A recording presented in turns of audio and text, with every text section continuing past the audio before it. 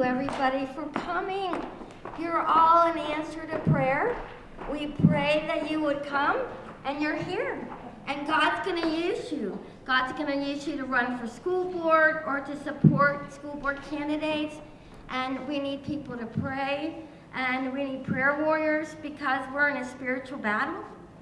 And in this meeting that we gathered together for prayer, retired Superior Court Judge Cheryl Allen shared with us that if you're 15 or 16 years old and you find yourself pregnant in school, you go to the school nurse. You're afraid to tell your parents that you're pregnant, and so you go to the school nurse and tell her you need help. She'll take you to a Planned Parenthood clinic, probably, and there the clinic will take you in front of a judge that will decide if you're mature enough to make the decision to terminate your pregnancy. And then when the judge, so your parents don't have to give permission, so then they will give, you'll get the pill. So there's 2 pills that you take to terminate your pregnancy. One starves the baby. The second one, you will lose the baby. And before, when this medicine first came out, it was to be given under doctor supervision to make sure you don't have any bleeding issues, to make sure you're not further along than 11 weeks, and then you would take the pills under his supervision, and then afterwards you would have an examination to make sure that all the tissue was removed, because if it isn't, you'll get sepsis. So these little girls are afraid to go to their parents, which we need to pray about that because that's so sad. They're afraid to go to their parents. But Planned Parenthood is facilitating them taking this medication alone in their bedroom. They're bleeding out, they're getting infected, and they're ending up in the emergency room. So we need to really pray and get involved. We need to have boots on the ground, and we need to know what's going on in our school districts. So that was one of the reasons why we're running candidates and looking for people to run. And so usually when I give my how to run for school board or how to run for any position, it's a 2-hour talk. So I only have 25 minutes because I've already used 5 of them talking about the reasons why, but I'm going to blitz through, but I've got handouts here. So they're on everybody's seat. And so it's the second page, and it's the basics of running for school board. It's a fact sheet. So first of all, you need a prayer team. If you're going to run for any office, I suggest you have a prayer team. You have people that will just be, pray for you. A designated group of people that will pray for you because we're in a spiritual battle. And you need to go to your husband or wife and ask if they will totally, completely support you as you run for school board, because you do not worth destroying your marriage. It's going to take time and effort. And when I served on county council for 6 years, my husband was a blessing to me. He was my sounding board. I would travel home from Allegheny County Council, call him on the phone and say, "You cannot believe what they did today." And he was just so supportive for me, as it was very difficult. So first of all, so you need a prayer team, that's number 1, and you need your spouse's support. You have to get your name on the ballot. That's why that's number 1 on this list. You have to get your name on the ballot. So tomorrow is the first day you can go to the county city building, to the election department, and get your petitions. You're going to pick up your petitions, you're going to pick up a statement of financial interest, and you want to get the data that you need that has all the voters in your district. And it'll tell them, how often they vote, how old they are, and you want to get this data because you're going to need it to form your plan. and you are going to target the voters who voted. It has a voter history, so it's going to say in 2023, which was the last time there was a school board race. So school board races are every other year in the odd years, and you want to look at the data and see who voted in 2023, because that's probably who's going to vote in 2025.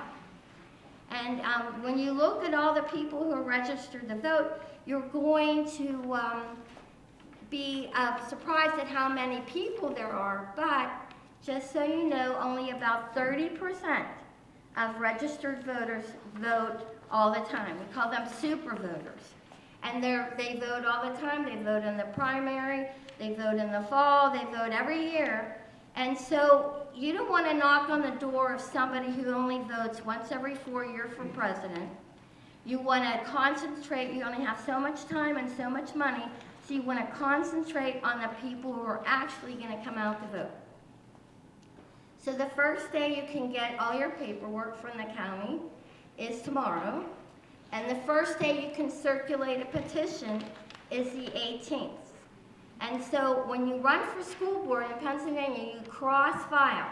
So you run as both a Republican and as a Democrat. So you're going to need to find, if you're a Republican, you're going to need to find a Democrat who will circulate your petitions. That's what the data is for also, because it's going to identify what people in your neighborhood who are Republicans, who are Democrats, and then you can verify that the circulator is indeed registered to vote. Because sometimes people say, oh, I'm a Republican, but actually they're an independent and they never changed their registration. So you need that data.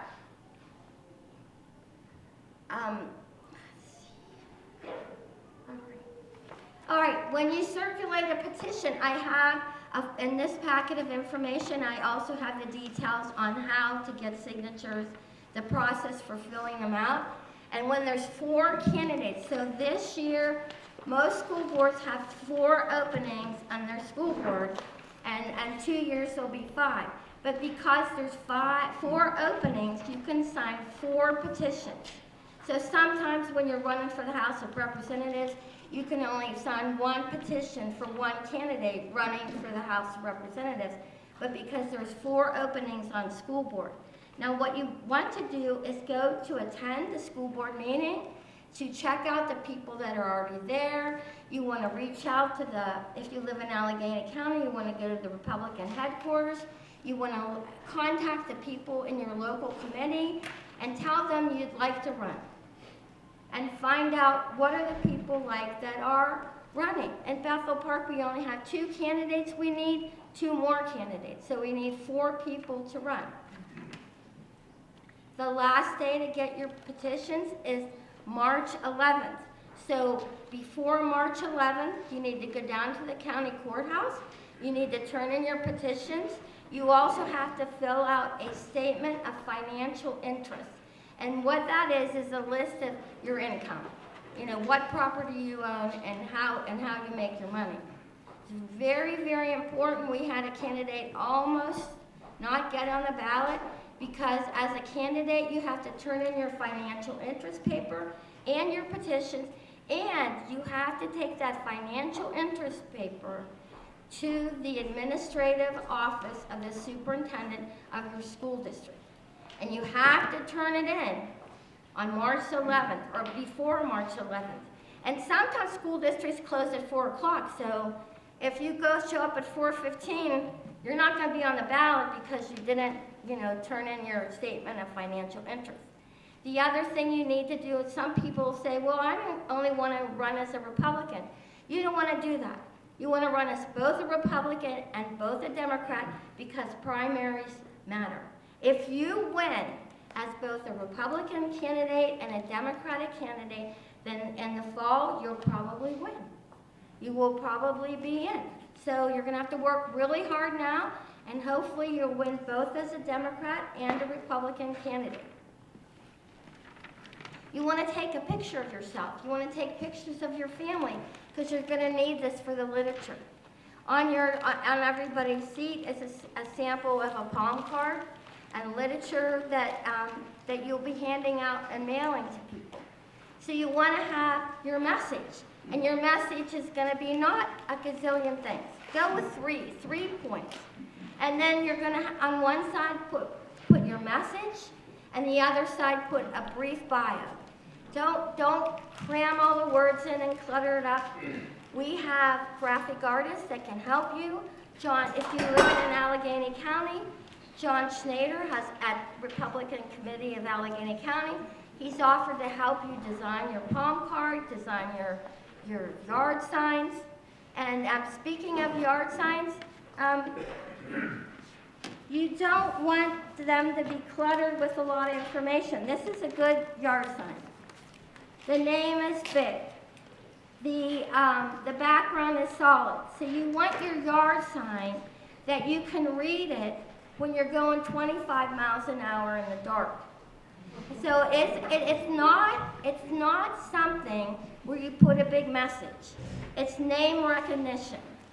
So to get elected, you need to reach the voter 5 to 7 times. He's not going to even vote for you until he sees your name, hears your name 5 to 7 times. So a yard sign is just name recognition. So running for school board can just be little, doesn't matter. You just want to have your name, means big as it can be. And it's cheaper if you just go with white letters on a dark background.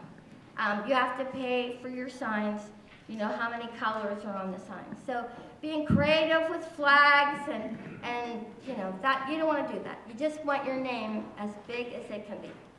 And again, at the end of your packet, I have resources. I've recommended graphic artists. I've recommended a printer that prints my signs. So we're going to look at this. You're going to get this data from the county when you go downtown. And they're going to ask you, do you want it on a thumb drive, a CD, or you want it emailed to you? And if you're not good at data, find somebody who is. And if you need help, that's why we're here. That's why we're having this talk today. We're here to help you. And if you're not good at data, we'll help you with data. Because like I said, you want to make a street list. You have to knock on so many doors. The number one way to get someone to vote for you is if you knock on their door and they get to meet you and you get to talk to them at the door.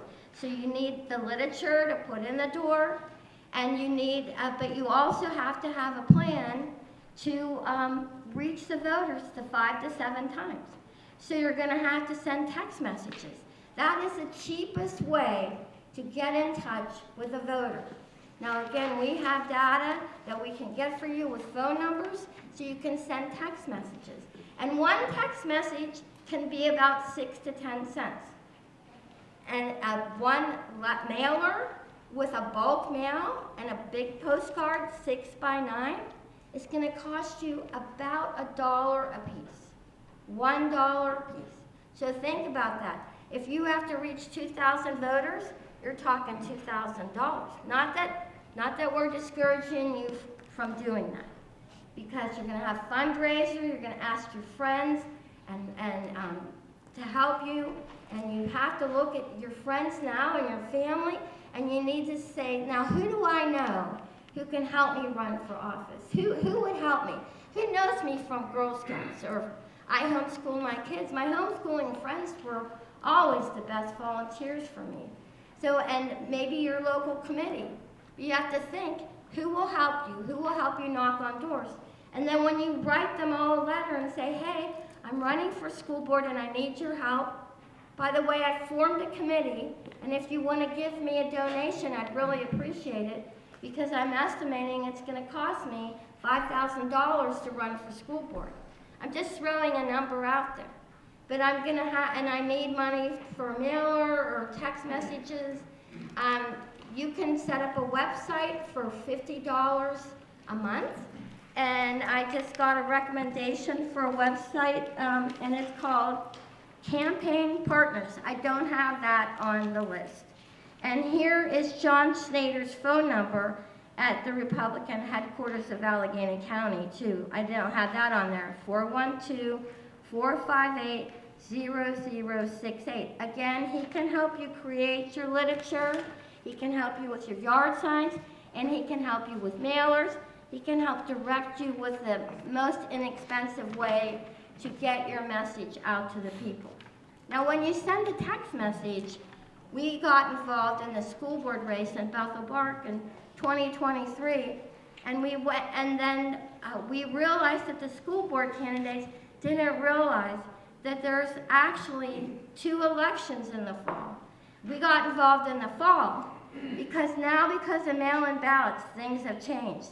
Because people can get their mail-in ballot up to 50 days before the election.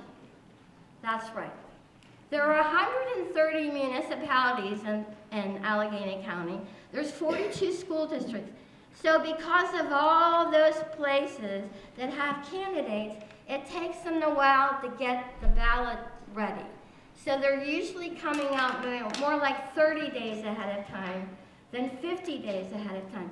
But you need to identify who the people are who get mail-in ballots, because you need to be ready to knock on their doors or mail them a mailer right away. So when you sign up at the county, they let you know when the ballots went out. And you can look at the voter history and see who's gotten mail-in ballots in the past. So you don't want to miss that opportunity. So in the fall of 2023, we convinced some of our school board candidates, the school board candidates at Bethel Park, you have to send a text message this weekend. Mail-in ballots are going out. So we had an organization we formed called Bethel Park Conservatives, and we actually funded 2 text messages. So we sent one, and they sent one, and then we sent another one. So the voters got 3 in a row. And the text message from the school district candidates contained a message, a recorded video from one of the school board candidates who told his story, and what part of his story was he was a Democrat and he wasn't endorsed by the Democratic Party because he wasn't woke enough.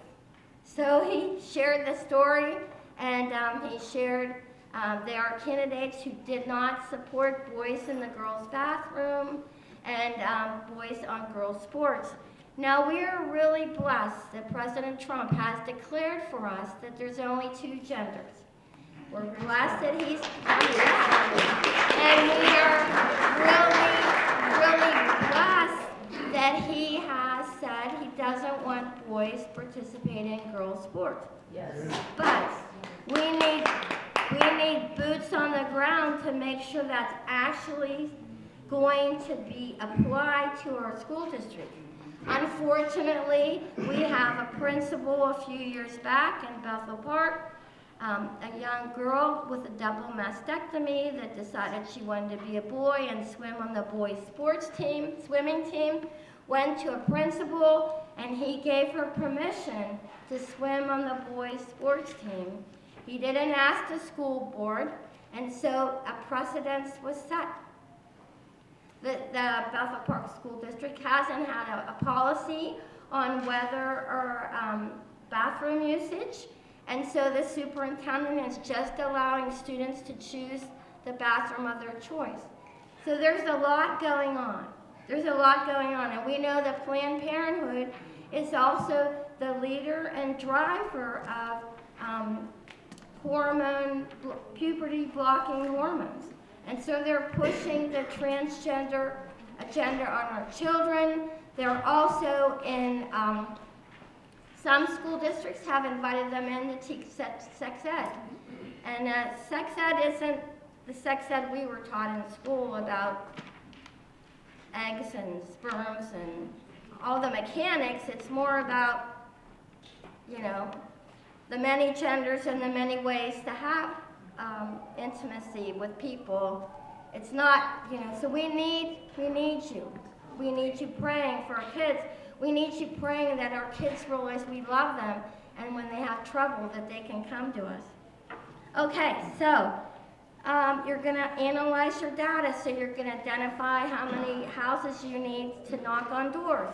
One way you can do that is you're going to set up a plan. You're going to take a map, you're going to look at a street list, and you're going to gauge that I have to hit 20 doors. I'm going to hit 20 doors an hour. Most people aren't home. Most people are going to answer. But if you say you have 500 doors to knock on, and you can only do 20 doors an hour, then you can figure out the math. Okay, let's see if I can do this. 5 times 4. Okay, so I need, is that right, 20 hours to knock on 500 doors? All right, so I've got to gauge that every Saturday, and I wouldn't go out at before 10, and don't go out on Sundays during the Steeler game. Not appreciated. And then you could knock on doors till 5 o'clock or till it's starting to get dusk. I wouldn't recommend women going alone. I go in pairs. Let's see. Now, another thing you need to think about is if you're going to run as a group, as 4 of you or 2 of you together, you're going to run by yourself. And when you go and you file your paperwork, the county's going to ask you if you're not going to spend over $250 a cycle, then you sign a paper, so you can spend up to $250 on your campaign in the primary and then another $250 in the fall. But I'm telling you, you need more money than that. You need to form a committee. And when you form a committee, there's paperwork, again, at the county level to form a committee. You have to come up with a name. Keep Kids First is a name. The committee to elect Sue Means, the Friends of Sue Means.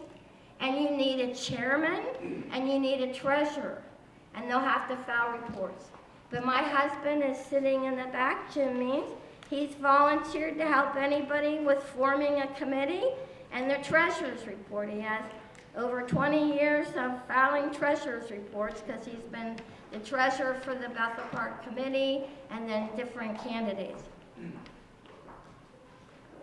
I already mentioned how much primaries matter, because if you can win both as a Republican and a Democratic candidate in the primary, again, your name's going to be on the ballot in the fall as both a Republican and a Democrat, and then you're probably going to win. It's really hard to write your name in. If you don't have both names on the ballot as a candidate as both a Democrat and Republican, it's more challenging and the fall. But that's where your data comes in. You understand the unaffiliated and the independents are on that list, and so you make an effort. In Bethel Park, it's almost 50-50 between the Republicans and the Democrats. There's a little bit more Democrats. There are some that are conservative, and you have the independents, so we can reach out to the independents and the unaffiliated and the Republicans, and then you'll win if you can get more than half the people to vote for you. So you need to make a plan. You need to have, and then in your plan, I advise you have a backwards calendar. Sounds crazy, doesn't it? You're going to look at May the 20th, and I have a friend in the back's going to wave at me when I get to 10 minutes. I'm okay still? All right? Okay, so you're going to make a backwards calendar. You're going to say, May 20th is the election day. I need people to stand at the polls and pass out literature for me. So back up to the week before May 20th. I'm going to call my friends and find out who's going to pass out literature for me at the polls. And so you're going to plot where you want to be at a certain time, but you have to plot it down. You have to make a plan and then work a plan. You're going to want to do a mailer. You're going to want to do probably 3 mailers if you can. You want to do text messages. And like I mentioned before, the mail-in ballots, we have to reach those voters. During COVID, we had a huge amount of people that voted by mail. Maybe 30% of the people were voting, and that's what happened in 2023. We went to and impressed upon the school board candidates that the mail-in ballots are coming out. If you wait a week or so to reach out to these people, it's too late. They got their ballot, they've already mailed it in. So it's different because of mail-in ballots, but you have to plan for that, the strategy. So you're going to have knock on doors, you're going to do text messages, maybe a mailer, you have yard signs. So you want to meet, to have the voter hear your name 5 to 7 times before they'll even think about helping you. All right, so you have to have a budget, so you have to figure out how much you need to reach the voters and execute a plan. And then I have a list of resources for you. I handed out in that packet. And then volunteers. Volunteers are as good as gold. They are the best. People you can count on to knock on doors with you, stuff envelopes, and anything anyone ever does for you, you thank them, and thank them again, because it's time that they could have been with their family, but instead they're going door to door with you, they're stuffing envelopes for you, and so they're valuable. I've been to candidates training, and I've heard you either need a lot of money or a lot of friends, or a combination of both is the best. And I've also, in my list of recommendations, I've listed in the Leadership Institute. They give excellent training. So everyone here that's running, take another training. It's online, they don't charge any money, and if they do, it's very little. There's a friend of mine in the East, Lois Kanasiki. I have her listed there. She charges $25 for a Zoom call, about 2 hours. So she's in Pennsylvania. She gives a lot of excellent advice. So it doesn't hurt to take another class. I took 2 classes this Saturday, and I've been taking classes on how to run for office for, 13 years. So it's like, and every time I take another class, I learn something else, or it's a good review. So again, just remember there are four election days. So there's 4. When the mail-in ballots go out in the spring, May 20th. When the mail-in ballots go out in the fall, and again, it can be up to 50 days ahead of time. It's more likely like 30, and the reason why is because there's challenges to the ballot. It's very hard, to make sure everybody's, wait, maybe there's a municipality and somebody passed away, or they moved. And so now the municipality has to appoint someone to run for mayor. So it takes a long time to get those ballots ready. So after the primary, review how everything went, revise your plan, what could you have done better, take a couple weeks off, and then begin again for the fall. And thank you all so much for being patient, and you can ask your questions now. And that's when everyone speaks, they're going to allow us to speak, and then we'll answer our questions afterwards. So, Pauline.